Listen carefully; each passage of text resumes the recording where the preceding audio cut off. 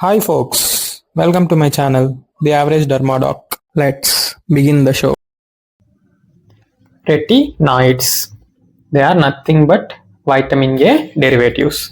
We'll know something about vitamin A. It is a fat-soluble vitamin that exists in three interconvertible forms. One is retinal, which is helpful in our vision. AL is for visual cycle. Next, retinol. O is for reproduction. It helps in reproduction. Third form is retinoic acid. This C is for carnification. Keratinization is also known as carnification. While dealing with keratinization topic, I have told you vitamin A normalizes the abnormal carnification or keratinization. That is, here it is regulation of epithelial growth and differentiation. Clear? Retinal for vision, retinol for reproduction, retinoic acid. C is for keratinization or carnification. This vitamin can't be synthesized in human body. From where we'll get this vitamin? From beta carotene, which is usually present in our daily diet. What is this beta carotene? It is a precursor of vitamin A, that is retinal form. One molecule of beta carotene gets converted to two molecules of retinal and gets absorbed from our intestine, thus providing vitamin A to us. What are the rich sources of this beta carotene? Beta carotene, carrots, beta, B for broccoli. Next, peas and sweet potatoes. From now onwards, whenever you get a chance to eat carrot, don't feel it as a burden. Just think you are helping your body in vision, reproduction, the whole purpose and the only purpose for which we are born as humans. Then you are also helping to normalize your carnification process. Some of the important uses of vitamin A. Vitamin A has anti-inflammatory property, anti-cancer property and antioxidant property. Because of this antioxidant property, it will also help in wound healing. It accelerates wound healing. It prevents skin aging also. Coming to our proper topic, that is retinoids are a family of chemical compounds derived from vitamin A. In the beginning itself, I have told you retinoids are nothing but vitamin A derivatives. Are synthetic compounds having structural or functional similarity with vitamin A. What is meant by synthetic compounds? Those drugs that are manufactured in labs. Dr. Albert Kligman developed the first topical retinoid, that is all-trans retinoic acid. What is this all-trans retinoic acid? Retinoic acid has two isoforms. We have seen three interconvertible forms of vitamin A. One is retinal, retinol and retinoic acid. This retinoic acid is important for us. It exists in two isoforms. One is all trans retinoic acid. T for trans, T for tretinoin. All trans retinoic acid is nothing but tretinoin. Then cis form. Cis retinoic acid exists in two forms. One is 13-cis retinoic acid, another one is 9-cis retinoic acid. 13-cis retinoic acid is nothing but isotretinoin. To remember it easily, I have written that letter I in Roman letter to remember, to resemble like I for isotretinoin. Still you can convert these three also to S. Isotretinoin. 13-cis retinoic acid is nothing but isotretinoin. Then 9-cis retinoic acid is alitretinoin. You can convert this 9 to A here like this, or you can convert this 9 to A here like this. A, alitretinoin. Still further you can derive L also from this 9. A L. Alitretinoin. 9-cis retinoic acid alitretinoin. 13-cis retinoic acid isotretinoin. 13 isotretinoin. 9 alitretinoin. Clear?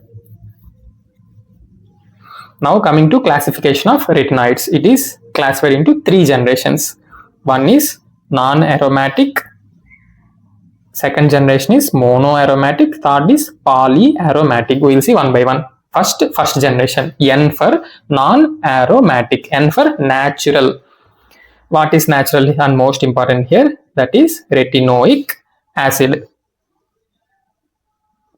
Remember, retinoic acid has 2 isoforms. One is all trans retinoic acid, T for trans, T for tretinoin, T for topical. Remember, in first generation, topical tretinoin. That is nothing but all trans retinoic acid. Still, what more retinoic acid has? It also has cis forms. Cis is for systemic first generation retinoids. Cis, 13 cis, 9 cis. What is 13? Isotretinoin. What is 9? Alitretinoin. Simple. Alitretinoin also exists in topical formulation. Isotretinoin also exists in topical, but usually, regularly, we will be writing tablet isotretinoin, topical tretinoin. That's why I have written here in DVL point of view, isotretinoin, oral, tretinoin, topical.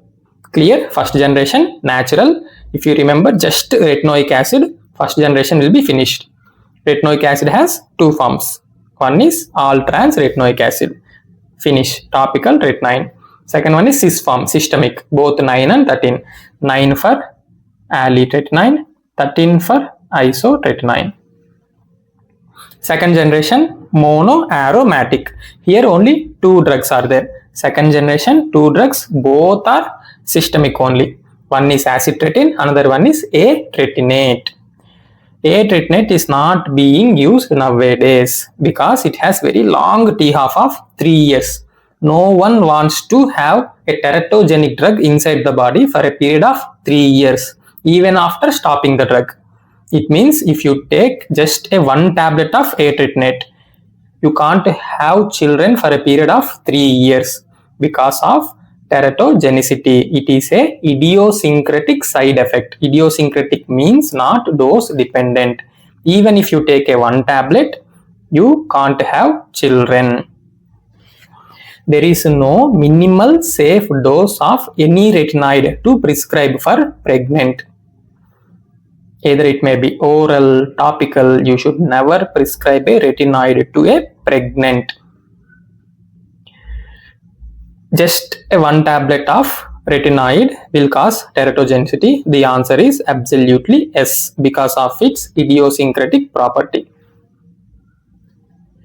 Coming to last generation, that is third generation, polyaromatic. Remember, polylene, adapalene. Next, roteins, bexarotene, tazarotene. Bexarotene is also available in systemic formulation. Simple.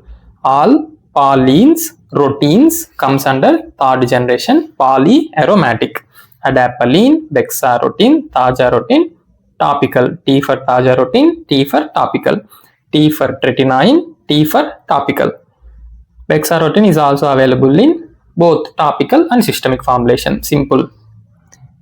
Clear? Classification of retinoids. 3 generations. First generation, natural retinoic acid. Simple. Transform, cis form. Transform topical, cis form systemic. 2 second generation, only 2 drugs. That too in systemic classification only. 3 for 3 drugs in topical. Polyaromatic. Polynes and roteins comes under third generation. As it is a fat soluble vitamin, food, especially fatty meals, increases the oral bioavailability of retinoids. They are metabolized in liver via CYP3A4 enzyme. As they are fat soluble, they are oxidized to water soluble biologically inactive products so that they can be eliminated from the body via bile mainly and via urine. Coming to mechanism of action of retinoids. Being fat soluble, they can easily cross the plasma membrane and enter the cytoplasm. Inside the cytoplasm, they have certain proteins which will bind to retinoids. That's why they are called retinoid binding proteins. What these proteins will do? These proteins will take the retinoids inside the nucleus. What are the examples of retinoid binding proteins? Mainly, it is present in cytoplasm. That's why cytoplasmic retinoic acid binding protein 2. 2 is present in skin. 1 is present in elsewhere of the body like eye. Now our retinoid has crossed the plasma membrane, entered cytoplasm with the help of cytoplasmic retinoic acid binding protein 2. Now it has entered the nucleus. In nucleus, this retinoid binds to, again here also some receptors are there. That's why they are called retinoid nuclear receptors. When a retinoid binds to retinoid nuclear receptors, this receptors gets activated and forms dimers, active dimers.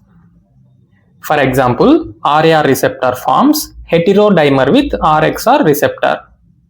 And RXR receptor, here RXR receptor is somewhat peculiar.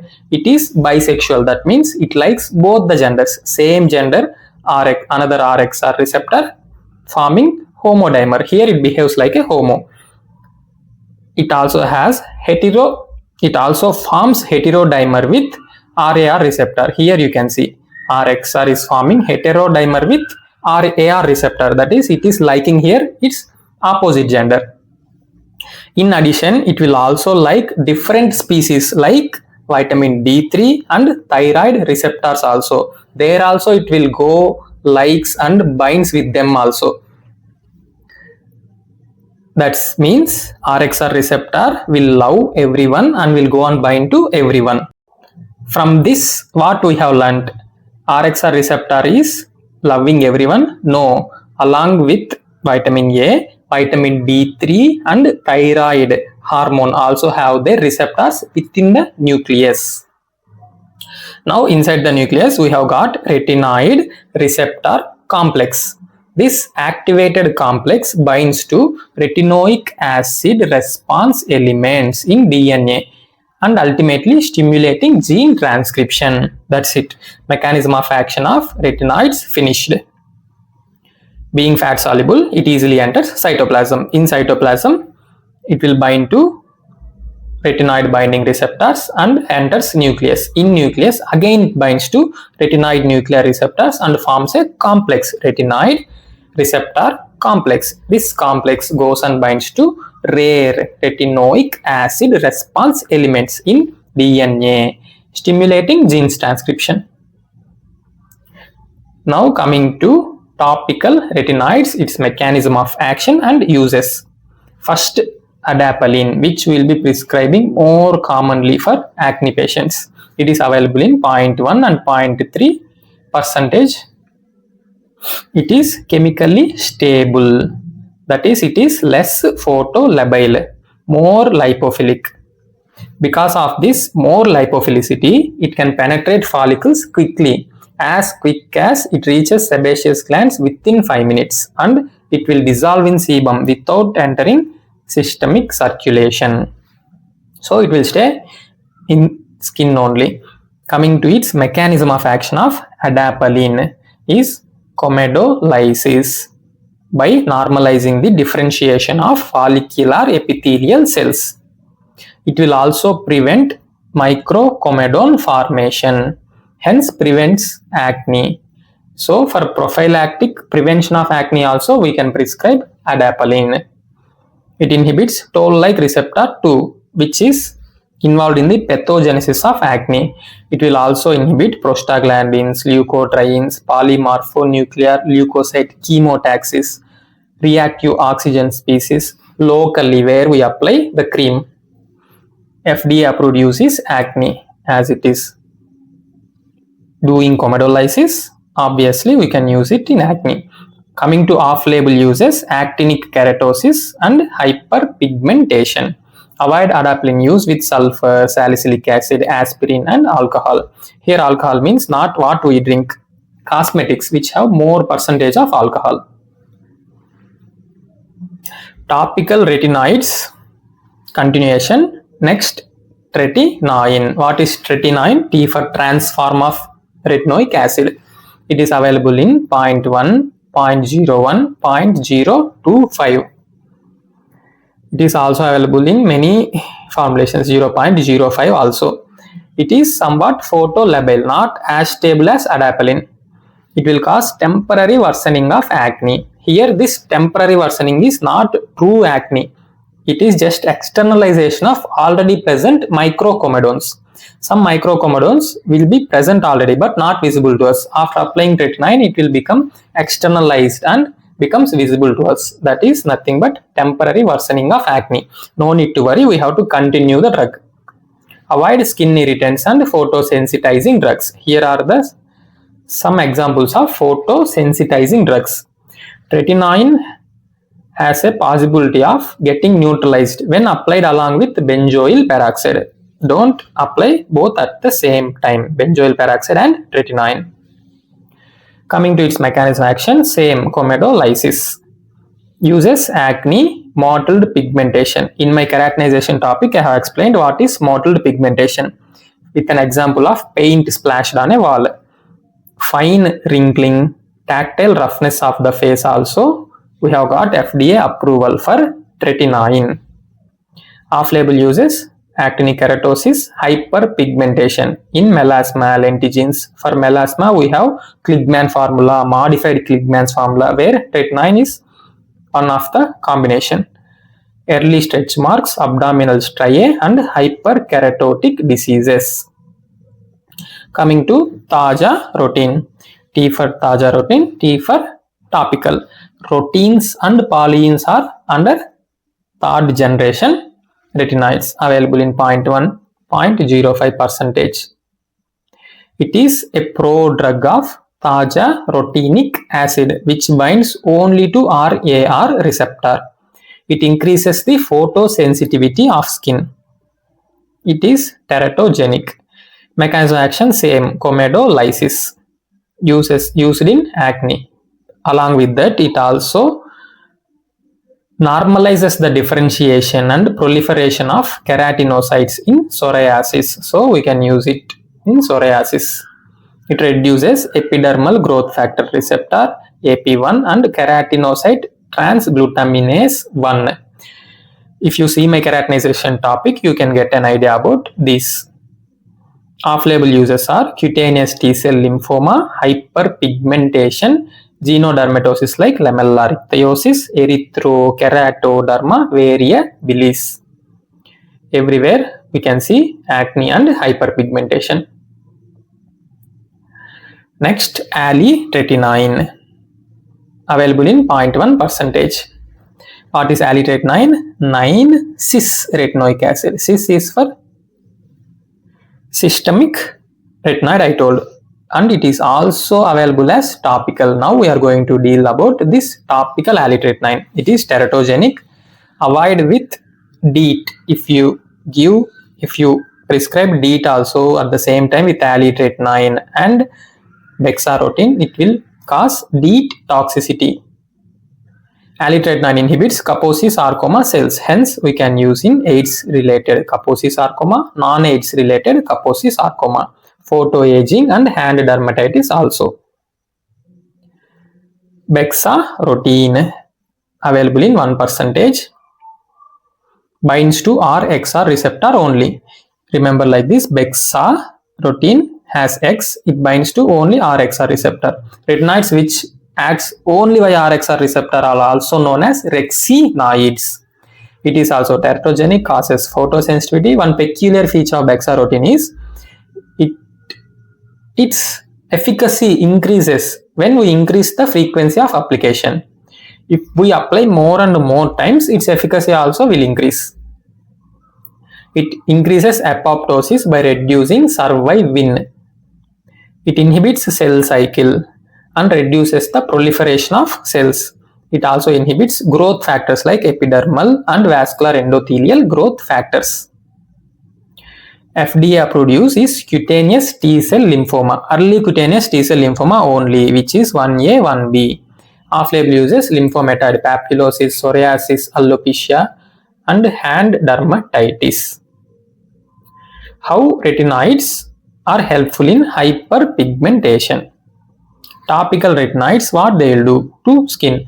They will increase the elimination of melanin-laden keratinocytes. Laden means burdened or loaded with melanin. These keratinocytes will be eliminated, and melanosome distribution to keratinocytes also will be reduced. If more and more melanosomes are distributed, more and more dark pigmentation will come. Main enzyme which is useful in melanogenesis is tyrosinase. Our retinoids are inhibiting this tyrosinase, so it will inhibit melanogenesis also. It will also cause dispersion of melanin granules. If melanin granules are more dispersed, light will penetrate more depth and you will just shine when light falls on you. To have this beneficial effects of tretinoin, you should use tretinoin or any topical retinoid consistently at night time for a period of 2 to 3 months daily, regularly. If you apply retinoids at night, it will inhibit melanin, and early morning, if you are not protecting your skin from sun exposure, again sunlight will increase melanin, so the effect won't be there. You can't have this beneficial effect. To have this effect, you should use consistently sun protection also at the same time. For example, if you go to gym consistently daily, you will get no benefit. Unless and otherwise, you have to give your body adequate rest and adequate diet. Same thing. Applying topical retinoid is half of your job only. Protecting your skin from sun is rest half, which defines whether you will get this beneficial effect or not. For example, you are seeing my videos regularly, consistently. That is only half of your work. You have to reassess yourself and regularly revise at frequent intervals. That is the rest of the half, which defines whether you have these concepts at your fingertips or not. For theory exams, everything should be at your fingertips to write continuously. If you have knowledge in your brain, how much ever you have, it will not get transferred to your fingertips under the exam pressure, as already your heart rate will be more in exam hall. So study, revise as much as possible to have all the concepts at your fingertips. From my side, I am putting as much as hard work as I can to simplify the topics so that you can easily remember and have all the concepts at your fingertips until your exams. Now coming to the topic, topical retinoids also increases the penetration of other topicals. That's why if we give a combination of topical antibiotic also, like adapalene, benzoyl peroxide, adapalene, clindamycin, adapalene will enhance the penetration of antibiotics also. Adverse effects of topical retinoids: dryness, erythema, scaling, pruritus, persistent burning and stinging sensation. That's why we have to apply moisturizer to tackle this dryness. Most common side effect is dryness. For tretinoin, we must have heard about sandwich technique. First we will apply moisturizer, then tretinoin, again moisturizer. Contraindications are pregnancy and lactation. Whatever the retinoid is, either topical or systemic, you should never prescribe to a pregnant. Remember my channel name. Don't forget to like, share and subscribe. Thank you. Hasta la vista. Desvidania.